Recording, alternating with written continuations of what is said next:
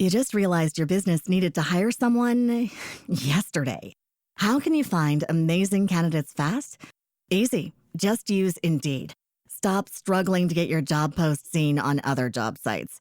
With Indeed sponsored jobs, your post jumps to the top of the page for your relevant candidates, so you can reach the people you want faster.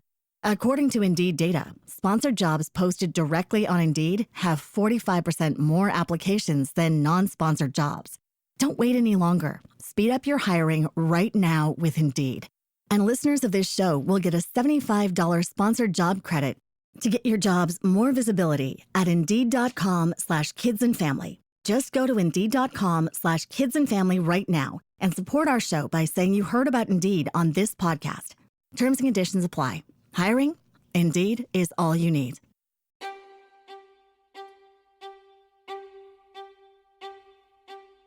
Are you fed up with the corporate bullshit holding you back? Welcome to Invest in Yourself, the Digital Entrepreneur Podcast, the ultimate launchpad for entrepreneurs ready to seize control and unleash their creative genius. Hosted by Phil Better, the Podcast Mogul. Each week he's breaking the chains of conventional work with bold strategies, raw insights, and inspiring success stories from the digital entrepreneurs who took the risk and invested in themselves. This is your call to arms. Invest in yourself, break free from someone else's rules, and build the empire you deserve. Now let's dive headfirst into today's explosive episode. Welcome back, entrepreneurs, to another exciting episode of Invest in Yourself, the Digital Entrepreneur Podcast. I am, of course, your host with the most, Phil Better. And whether you're just starting out or you're a mid-level entrepreneur ready to scale to new heights, this episode is going to be packed with valuable insight tailored just for you. We are thrilled to introduce a guest who's not only walked the walk of entrepreneurial path, but is also paving the way for others. He is the co-founder of QuickTix, which is transforming the event industry with digital ticketing platform that simplifies the complex world of event management. And not only that, he's also the founder of Greegrowth, the passion for creating strategies that has helped countless businesses unlock new levels of growth. He's going to be here today sharing his journey.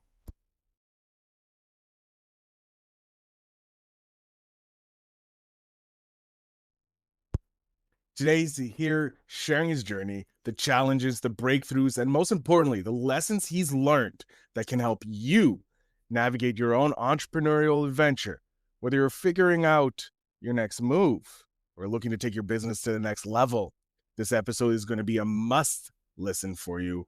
So today, let's give a big, warm welcome to our guest, Ovi. Ovi, thank you. I'm pretty much, I screwed up your Ovi, that's okay. Ovi, sorry, Ovi. Thank you so much for being here. I'm excited to have you. Thank you very much. And that was a very warm welcome. I appreciate it. You're very welcome. You're a fellow Canadian, so I felt like I needed to up the ante just slightly compared to the guests that I have. Ovi, we're going to jump straight into it because I want to know what made you decide to jump into the world of entrepreneurialism? Yeah, it wasn't really a direct, it's not like I woke up one morning and I just decided, today, this is the day I'm just going to start my business. I think it all kind of starts with the fact that I've always had a hyperactive mind. And so I always tinker with stuff. Ever since I was a kid, I just always tinker with stuff, right? Like while I'm playing video games, I would sit there and, like watch the neighbor do the, mow their lawn and figure out like, hey, I could save him the time and whatever. So it's just, there's always ideas. And usually when I get an idea, I feel the need to scratch that itch and to just explore it. Right. So really, even in high school and even throughout school and while I had a corporate career, in the evenings, I always tinkered with something. Right. So in university, I went to the University of Waterloo. And even then, we at the time, we were, my roommates and I, we were doing parties and things like that, just to kind of bring the world together. And it was just something that kind of took our minds off of school. And eventually we actually kind of made it a bit of a side hustle as well, because we figured, well, now we know everyone. We're the guys that people come to for a guy, basically, right? So we figured out that we could actually pay some bills that way, and it was fantastic. It was one of the most fun side hustles I've ever had, right? And once I got into my corporate world job, my big boy job, that's when I kind of started playing and tinkering around with tech projects, and I kind of learned how to do some front end development. I got into, obviously into AI for a while. And these things, a lot of the times I wasn't really looking to make a quick buck. It's just kind of exploratory, right? So it's more about the process where you follow your own intuition, you follow your own curiosity, and eventually you get to a bit of an aha moment. And just as an example, QuickTix, which is the first business that I co-founded that I'm going full-time into, that didn't really come as, hey, I have an idea, let's build this business. First of all, it was actually not even my idea. It was the original founder's idea, Jason. And he was working on a tool for the Kinesis Lake Marina up in Cottage Country in Ontario. And the whole point was he needed a ticketing system to help the marina run a bunch of events in the summer, because they thought they were going to pay way too much with what's currently available. I don't know if I'm technically allowed to say. If you want to say it, as long as we don't derogatorize them, we're fine. No, absolutely. Yeah. So obviously the biggest player on the market at this level is Eventbrite. For the smaller businesses, for things that are not arenas that Ticketmaster takes a big cut out of. Exactly. So there's really two layers. And for that second layer, the marina kind of thought, there's way too many fees involved, especially for things the size that they ran, because they did run 500 people events several times a summer. So they kind of threw the idea at Jason, and they're like, hey, if you build something in-house, we might as well give you the fees. So he built it. And at the time I was, we're good friends, and, we're kind of talking about it. And he ended up spinning this thing in a way where his friends that are in a band can also use this to book their own concerts. And that kind of just spread through word of mouth. And that's when we kind of had an idea. We're like, dude, we could totally just spin this into a proper business, because people are definitely not happy with the amount of fees they got to pay if all they need to do is set up a nice little page and have payment processing in place and a way to make sure that people have their tickets and that they can be, scanned in or out or checked in or out. So really that was almost a 15-year process just of tinkering with things until we found a pretty obvious market fit. And, I'm very happy to say that at this point, we've only really been out of beta and in, proper release since August. And just in the beta testing alone, we cleared $76,000 worth of ticket volume, just word of mouth. And which was a bit crazy. And now we're on track to do 100,000, in the first 5-6 weeks since the release in terms of pure volume of tickets sold. So, really, I kind of fell onto the opportunity just by being curious enough. And it definitely helped that I can do 3 elevator pitches, in the time you do an elevator pitch, because we can just go, hey, what's out there? We do exactly that. We're just a quarter of the fees. I love that. And you bring so much value, because yes, we have Ticketmaster, which owns the top end. They own the biggest piece of the pie. You have, Eventbrite, that's kind of like in mid-level volume, but we don't have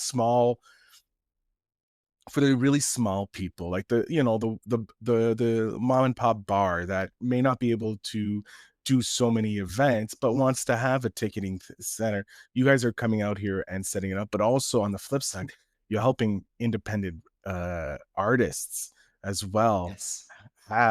Keep most of the fees and not lose it to the big corporations, if you will, that just dominate and take all the money from these small businesses. I love how you're supporting these small businesses, because I truly believe small businesses are the backbone of this country and deserve more.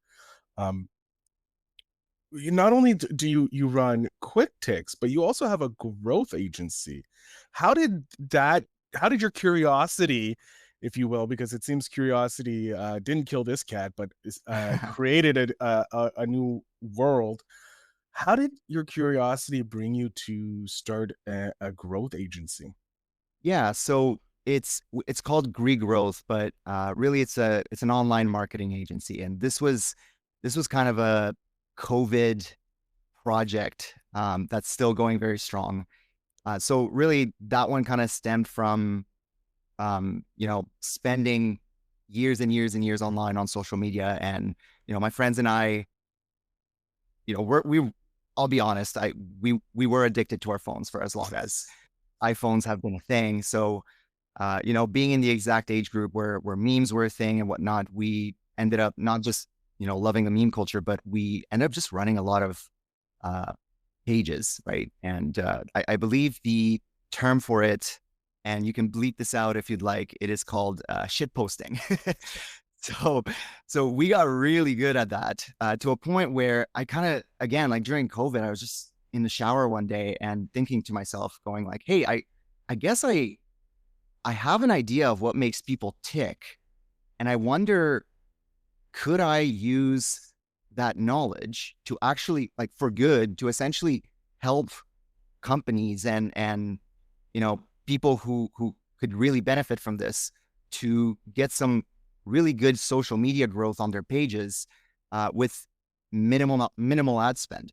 So that's exactly what I did, right? I kind of called a few friends with businesses and whatnot, and one thing led to another. And one of the biggest clients I had from almost the beginning and to this day is actually the Chicago Thanksgiving Parade.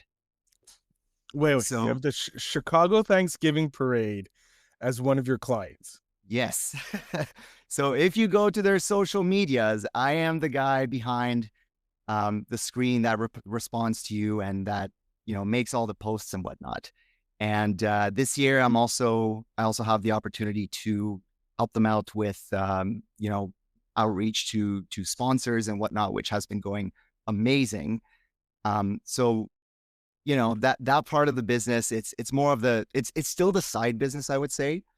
The only reason I never really considered it to go full time into it is because right now I can't really think of a way to scale it properly, because a marketing agency really is me, right? Mm-hmm.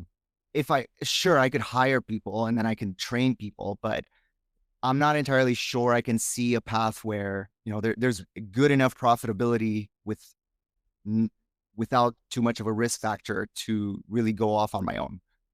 Like really, there would be nothing stopping someone that I trained to just kind of go and do that on their own, right? So that's sort of why I'm just keeping it on the side. And I kind of decided last year, when I ended up biting more than I could chew, that I'm just going to keep it to the levels where I'm actually having fun with it. Okay, so you're keeping it more as this is just play money that's coming in. You're more focused on growing QuickTix and making that the name for small to medium-sized artists. That is exactly correct. Yeah. And funny enough, you would think that if I have experience with internet marketing, then that would probably be the way that I'm trying to grow this thing. But no, I actually completely tried to flip this thing on its head and go with almost no online marketing for them yet. And all I do is personal outreach. So I quite literally mean I walk the main street, I knock on doors, I go to every single bar, and I talk to the managers. I find numbers for schools and places that could use this thing, and I book meetings that way. And part of the reason why I'm doing that is because I think the internet marketing part is going to be really, really useful and really effective once I get a bit of a network effect happening on QuickTix. So right now we're growing. We have several dozen active customers that do their own events on a regular basis. However, we want to first get to a point where, at least in Ontario, we have enough events where you can have 2 to 3 events near you at any time in most major cities. And then from there on, we're really going to kick in with the internet marketing phase. I like that. I like building the base, building that solid foundation before you decide to, take what you know as the nitro of internet marketing and putting it behind the business and then exploding the brand. Um, was that a deliberate decision that you and your co-founder decided on, or was that something that just fell into place? Like it just organically just happened that we're going to keep this small for now before we bring in the internet marketing. Well, we're a fully bootstrapped startup. So that means really all the expenditures until we're seeing some revenue come out of our own pockets. And, like now we're starting to get a little bit of a trickle, which is really nice. But the idea there was, even as we get this trickle, let's not spend more than we can make, because that is often the death of a startup, right? So, we figured out that we can make money on very low fees and still be profitable. Ooh. And we figured, let's not get greedy. Let's do this the right way rather than the growth way where, again, we would bite off more than we can chew. And let's try it out. And it's all sort of, again, it's all experiments. It's all things that we are tinkering with. And it seems to be a pretty successful experiment. But obviously, if it wasn't going to work, then we definitely would have gone to plan B, where, we would start putting in a little bit of ads, a little bit more of a focus on growth on social media, also with, just regular posting and whatever we can get organically. I like that. With your hustle, because right now you're in like that hustle stage of growth where you're trying to connect to the people who need to be connected to you before you open the floodgates.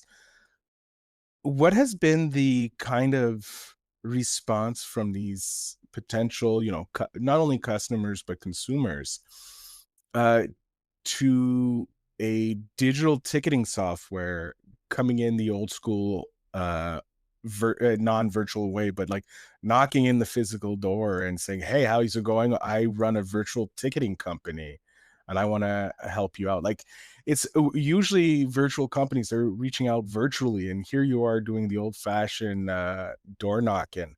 How has the reception been? Yeah. So I started doing this mid-August, right? So again, we just kind of got out of the beta phase, and we finally have the initial V1 of the product out. And as you know, in Canada, mid-August is often the least busy corporate time of the year. Mhm. And that actually applies to a lot of small businesses, a lot of schools, and even a lot of bars. Like a lot of the owners take vacation off, even if they're super busy because they have the staff to run it. So first couple of weeks, I'll be honest, they were brutal. Like I think I got one meeting in the first week and another two the next week after hundreds of door knocks and calls and whatnot. So initially I thought, oh gosh, I might have done the wrong thing. And then September kicked in, and literally as soon as Labor Day ended, I just started booking. I would say, I would get like maybe a 20% rate of success in terms of getting those meetings, getting those face-to-faces and whatnot. So it got significantly better. And so far, I would say once I actually managed to get my foot in the door with the person that makes the decisions, so far the response has been almost 100% positive, in that it seems like a good idea. And then about half of them just go through with it and decide to check us out. And the biggest factor at that point in terms of, what I kind of my biggest enemy that I got to defeat when it comes to the other half is I find it's really comfort, right? So it's like, oh, they already trained their staff, like everything is already set up. It works well enough. They're not willing to put their time in for that. So, I'll be, I don't know how open normally business owners might be about little issues like these, but right now that is definitely something that I'm actively working on how to solve. I think I have a few ideas. I don't want to say them out loud yet because I haven't tried anything new yet from that perspective. But that is one of the pivot points right now in terms of how do I tweak a little bit the offer message in order to really convert those who are also just not willing to out of just pure comfort. I like how you're using positive words for some of the struggles you're facing, like their comfort instead of being, stubborn, uh, set in their ways. I prefer, I like those positive switches to some potentially negative emotional feelings that some people may have when looking at something new. Um, has that been something, because I've noticed it a few times during this episode, that you're very particular with the language that you use a more positive oriented language. Is that something that you've consciously done, or is that something that's been part of your life since you were young? Sorry, I'm just trying to figure out how to Positively say the explain sentence. this. No. It's there's actually quite a bit of a story to it. So I'm actually an immigrant, right? I'm originally from Romania, and I think I was telling you right before we started recording that I lived in Quebec for a long time. So when we came to Canada, my second language was actually French. And then when we moved to Ontario, it was beginning of grade 9, and that's when I had to learn English. So I essentially, it's almost like I had to immigrate twice in a sense, because as you know as well, especially if you get off the island in Montreal, it's quite a different culture in terms of English and French Canada. So really, I had to kind of be the immigrant of an immigrating family twice in a row. And that kind of forced me to just kind of sit down and really observe the people, because I really, by the time I got in Ontario, I really felt this need that I needed to belong. I needed to integrate properly. I needed to hide the fact that I'm from somewhere else, because I was just kind of tired of it at that point. It's like I had already done all this legwork to fit in Quebec, and then all of a sudden I'm kind of thrown into another place. So I think that experience just naturally taught me how to adapt and how to adapt to the situations in order to best fit what either I need or my team needs or anything like that. And I'm also very lucky in the sense that I love people. I'm super extroverted. I couldn't tell. No way to know that. I know. Surprising. Yeah, like there's 3 of us working at QuickTix right now. There's the 2 of us, the co-founders, and we have another guy who's on a bit of a contract basis. And when we're kind of talking about who's going to take on the business development part of it, we kind of all laughed and we're like, well, Ovi can't shut the heck up. It's all yours, buddy. Yeah. I love that. I love that energy. And I can feel that there's, just through how you're talking about QuickTix and how you're talking about your team, there's this great positivity, and there's a positivity for the future, because you know who you're helping and you're locked in on helping those small businesses, which is something I think is truly Canadian, helping the smaller people. Always, it's a Canadian trait, helping. We did it on 9/11. We did it all throughout history. And it's great. I had no idea you were an immigrant from Romania, but seeing that trait in not only just an immigrant, but someone who is embracing the Canadian lifestyle it's a lot of fun to see, because I just proves how great Canadians are. I'm just saying it as a bred Canadian.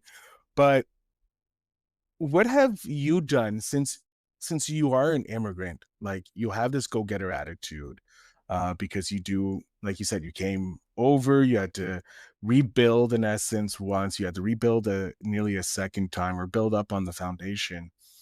What do you do to keep yourself pushing forward? Like, what do you do to invest in yourself? Because that's a lot of kind of like stress on not only a young child, but also as a business owner, that moving and all that. You had that durability, but what else do you do to invest in yourself, to stay ahead? Well, I'm naturally a very chaotic person, and I feel like that might sound, again, right, what a surprise. And so counterintuitively, the way I thrive is by bringing as much structure as I can to my life. So that kind of, it includes dealing with making sure that I have scheduled downtimes when I'm not just sitting on the couch and on my phone, but it's like, this is the scheduled downtime where you're going to go meditate for 20 minutes. You're going to sit in silence and you're going to think of nothing because there's already too much going on. And also the same thing with staying active, right? So I'm sure you've heard this before, but being active, it almost becomes addictive. And that also just has an insanely incredible effect on your mental health, right? I also have a family. So I got married during COVID. I have now a 1.5-year-old. And that also kind of forced me to really bring the structure into my life because, family is still very important. And I once heard Mark Zuckerberg way back basically saying that he structures his family time. And that this was way before I got married. And so I remembered it a few years later and thinking, if this guy can do it, if this guy can do it, and he's definitely way busier than I am. I'm not saying I'm not busy, it's still like 12-hour days plus sometimes. But that doesn't mean that I can't do it, because there's clearly a guy that has it even harder from that perspective, and it's doable. So if one human can do it, I might as well try it. Some people are better at it than others, but that doesn't mean it's not worth trying because it's feasible. And then, the other thing that really gets me going is, and really has been helping me, has been putting my phone down at 9 p.m. and reading. So I managed to get through 2 to 3 books a month. It used to be a little bit more than that, and then I got busier. A child apparently showed up. That can cause some busyness, I hear. Yeah, indeed. And that I find has been insanely beneficial, because as I read more, I get more ideas and I'm able to kind of apply more things into my life. So one of the books that I read shortly after I graduated was The Power of Habit. And I think there's another one called Atomic Habits. So for those who read Atomic Habits instead, it's very similar. It's a very similar content, just slightly different put. And what I really got from that was the whole idea of a cornerstone habit, right? And I realized if I put the phone down at 9 a.m. and read, that's already a good cornerstone habit. At 9 p.m. and read, it's a good cornerstone habit because it forces me to go to bed on time. And then if I go to bed on time and I wake up and I do my exercises very first thing in the morning, then that way I'm sure that I'm ready for the day, because now I'm exercised. I can kind of keep myself sane in terms of everything that's about to come at me for the day. And so I'd say I implemented that really early on in my corporate career as I started my corporate job. And to this day, that self-improvement that just comes from books and from the ideas that I can take from them, is still paying incredible amounts of dividends. I want to know, because you mentioned books. What is a book you're reading right now on your nightside table, if you will, that the audience can take away from? Right now, I am reading my one book a year that's a novel. Oh. So I'm in the middle of Dune. Ooh, I'm just about halfway through Dune. I've never seen the movies, so I wanted to read the book before I watched the movie. You'll be disappointed. Only because the book is a master. It's like the book, like you've read it, right? Or you're in the process of reading how amazing the book is. It will incredibly well done. Right. It's impossible to transfer to visual because of how Frank Hubert Dune wrote it. But the Dune movie is fantastic. Like, it's beautifully done. Villeneuve did an amazing job. However, it's just like comparing, like, Leonardo da Vinci's masterpiece to someone else's trying to copy it. Like, it just doesn't fit. Like, they're both beautiful works, but they're just they're different. If you want, I can talk about a previous book that I read a few months ago. It's the 100 Million Offers by Alex Hormozy. And when you check out Alex Hormozy on the internet, for anyone who already has I feel like usually the first impression is, oh, it's just another internet, like, great. right? But he actually, like, most of the content is free. Most of the incredible advice that he has, it's already out there. His whole idea is he's trying to get enough people at a certain level of business that he can then actually make the big bucks working with big businesses. So really he's trying something very new in the world of business, which is he's trying to increase his own market by himself by showing people how to start their own businesses properly, which is a really interesting concept. So 100 million offers at the time. I guess now it's like $10, but at the time it was like 99 cents. And like, you know what? It's a short book. Let's check it out. And I was kind of shocked to see just the amount of insanely well-crafted advice. Like, it's almost like he holds you by the hand and he goes, this is how you're going to do this. Right. Which is such like, I've paid much more for other books, for other business books that weren't anywhere close to that. So that book, it kind of helped me find the right market where I would kind of find easy pickings, right? And that's how I recognized QuickTix, because I was like, the market is ripe. Everyone's complaining about fees. This is going to be an easy conversion. Also teaches you how to easily understand your own value proposition and how to make it really simple for your customers, and also just how to turn initial no's into yeses, right? So on that last point, one of the things that I'm kind of doing right now with QuickTix is, it turns out I found this pattern where a lot of people are ready to jump ship from other services because they figured they thought they were paying all this money in order to be part of that network effect that they have. And it turned out that nobody actually buys their tickets off of that website. They buy their tickets off of social media. So there's no point in paying the extra fees if they can get a lower fee place and they just do all of their advertising on their own. And so I actually have a couple of customers at this point who, they were initially reluctant and all of that because they weren't ready to jump ship. They were just mad that it wasn't working for them yet. And that's when I kind of realized, I was like, you know what? I can offer you some free consulting from Greegrowth. I can help you figure out how to sell out your events with minimal ad spend. Like, take whatever difference it is you were paying between us and QuickTix, between QuickTix and whatever else you were using, put that in ad spend. You don't need much more than that. And you're going to end up making so much more money because I can help you actually sell your stuff out instead of having, a 60, 70% show up rate.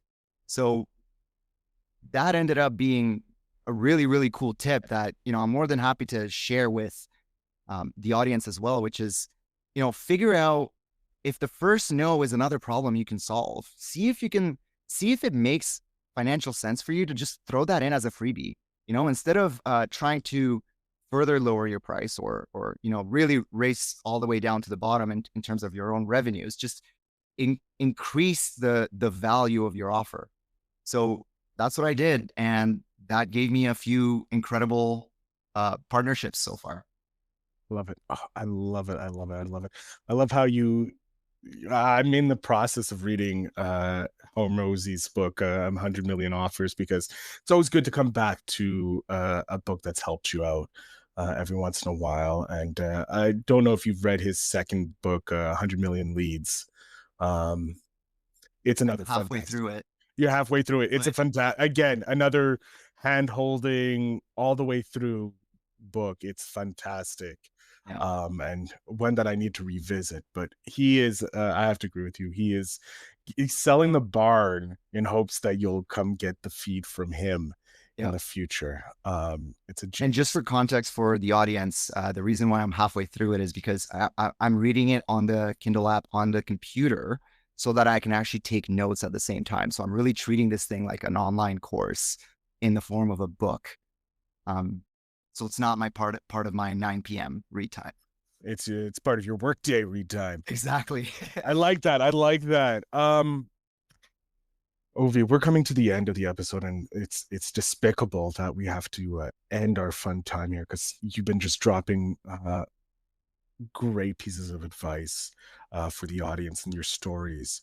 But we're going to get to the last question here. Of your 10-year-old self here, I know it's only maybe a few years away from where you are right now, but of your 10-year-old self here, but we'll look at it. You're starting a young family, so it's probably good ideas to start thinking about this type of advice for future conversations you're going to have.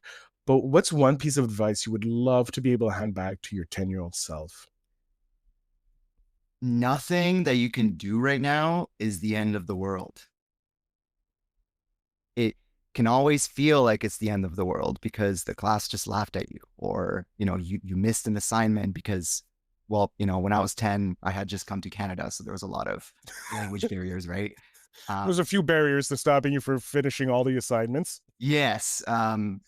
But I would really say, I don't think I'm unique in terms of the fact that every child feels like when something bad happens, it's the end of the world. That's it. Like nothing's ever going to be okay again.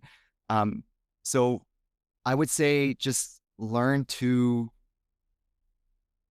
accept that life doesn't actually become that important until 18 or until you start university or something, and just try your best. Breathe a little, look around, and when it feels like it's the end of the world, just remember tomorrow's another day.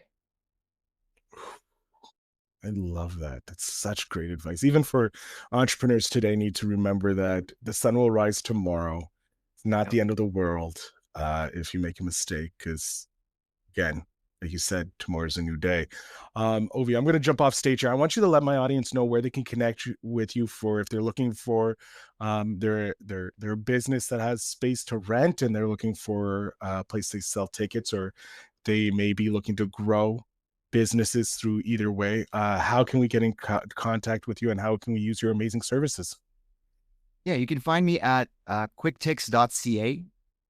That's QuickTix.ca for the event ticketing services. You can find me at Greegrowth.com, where you can fill a form and let me know what your marketing needs are, if that is something you're interested in. And otherwise, you can follow the story of QuickTix or my entrepreneurial journey with QuickTix on LinkedIn. Excellent. Ovi, I want to thank you so much for being a guest. I love connecting with entrepreneurs, not only just around the world, but specifically in Canada. And if anybody didn't know, this was Ovi's first podcast. I'm very happy to have been his, comrade in this journey. So Ovi, you did an amazing job. I couldn't tell this was your first podcast.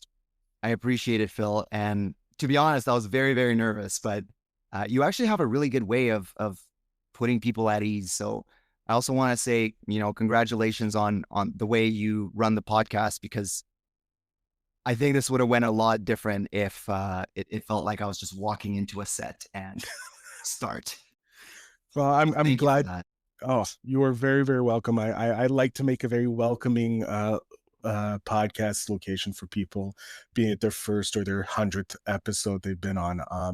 Thank you so much for being here. To my audience, make sure you check out the show notes down below to connect with Ovi and QuickTix and Greegrowth and all that, so that you can take your stuff to the next level. I thank you so much for listening. And as always, remember to invest in yourself.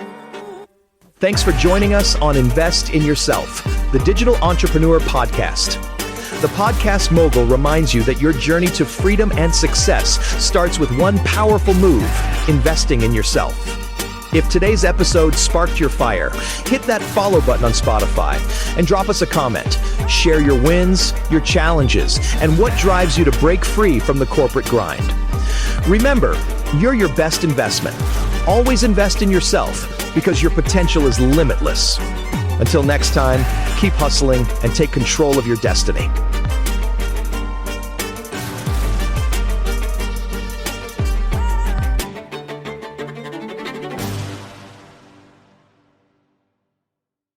You just realized your business needed to hire someone yesterday. How can you find amazing candidates fast? Easy. Just use Indeed. Stop struggling to get your job post seen on other job sites.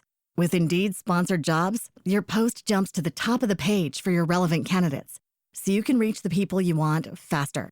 According to Indeed data, sponsored jobs posted directly on Indeed have 45% more applications than non-sponsored jobs. Don't wait any longer. Speed up your hiring right now with Indeed.